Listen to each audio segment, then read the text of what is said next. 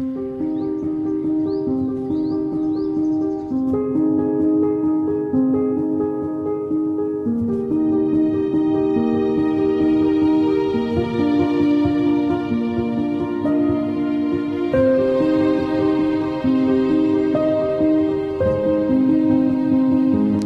ini kita melaksanakan kegiatan gerakan bakti sosial Polri Peduli COVID-19 Polres Aceh Utara, khususnya di Polsek Langkahan, yaitu memberikan bantuan langsung kepada masyarakat yang kurang mampu akibat dampak dari COVID-19 yang dilaksanakan oleh para Babin Kamtibmas di Polsek Langkahan.